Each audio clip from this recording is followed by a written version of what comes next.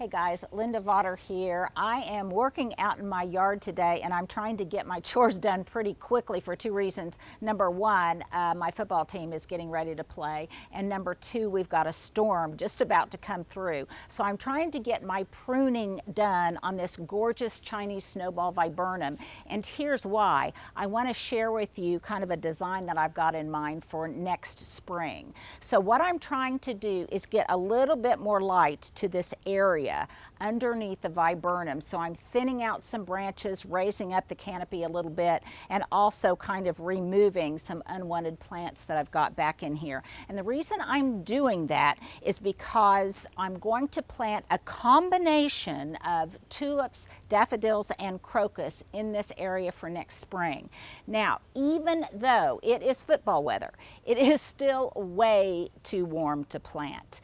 But I will probably just hold on to all of these bulbs, and then around Thanksgiving, I think by then it should be cool enough, then I will plant my bulbs. But I don't want to plant them prematurely.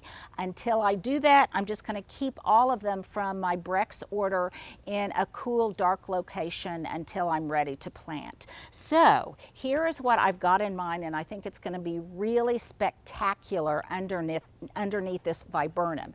It's going to bloom all in white and pale blue and kind of a yellow color all at once, from the white blooms of the viburnum to the little white flowers and the white variegated foliage of the abelia. I'm also already going to kind of play off of a lot of pale blue muscari that I've already got planted in place. So then what am I going to do?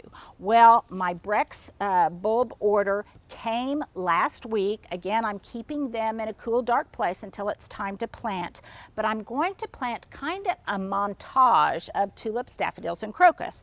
And the ones that I got are Hakuun tulips.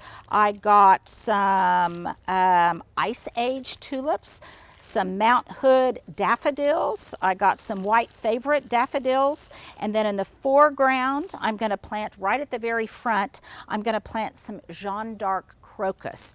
They're going to all be beautiful, I think, together. And then what I'm going to do to make it look really natural, because this area, I want these bulbs to perennialize. In my front yard, I plant lots of tulips and things, and I pull them out and plant them annually. But these, I really want kind of more of a woodsy look underneath here, so I am going to use a little bit of a different technique. What I'm going to do is mix all of the daffodils and the tulips all in this basket, and I'm going to kind of just mix them up. The crocus I'm going to reserve, the Jeanne d'Arc crocus I'm going to reserve for the front. And then I'm going to take them, and I'm literally just going to take a bunch of them and toss them into the bed itself. And then wherever they fall, I'm going to bury them, or I'm going to plant them, because I want it to look really natural and like Mother Nature would do it. So I'll clear out a little bit more of what's growing back here, but it's no problem planting right underneath that ground cover, because then they'll come up through the ground cover and it will be beautiful. Now you may be thinking that right now I have way too much shade for these bulbs to bloom and bloom well, but actually this is a deciduous bush that will lose its leaves, and then when it does, I'll have a lot more cascading sunlight that will come down through here. If it's a really mild winter, then it may just lose some of its leaves. Nevertheless, I'm going to get adequate light underneath here for all of this to bloom. Now, I also ordered some of their reblooming Immortality Iris. I love them because I think they're going to bloom in the spring, and they're also going to bloom in fall, again in white.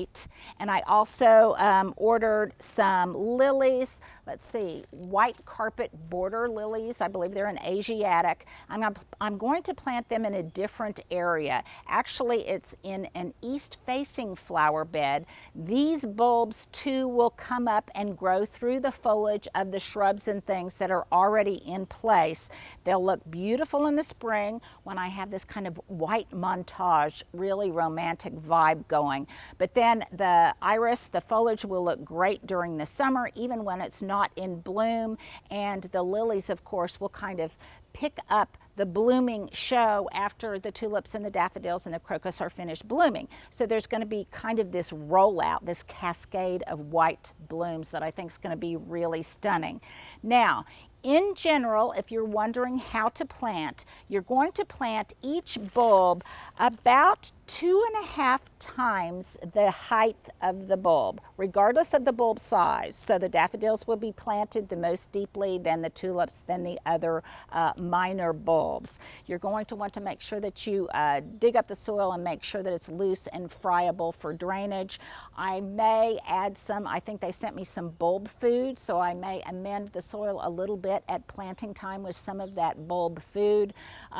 But basically that's how you're going to do it. Again, so important, don't do it prematurely. Wait till the temperature's really cool to do that. And I think it's going to be absolutely beautiful. Then I'll make sure that I water them in really well, and they should overwinter just fine. But I think that that design is going to be absolutely beautiful. If you've got questions about how to plant the lilies, or how to plant the iris, or really the tulips or the daffodils, just refer to the fall planting handbook that Breck puts inside the box. It's got tons of information, and it is a little bit of work, so if you're going to do it, you want to make sure that your labor is really worth its while and that you have a really good show in the spring. So if you want to replicate this design that I'm going to do underneath my viburnum someplace else at your home, then basically we're going to show you what the different bulbs look like, what the flower heads look like, and then just make sure that you hold on to the planting guide. So if you haven't ordered yet, you might want to do it right now so that around Thanksgiving you can get your bulbs in the ground.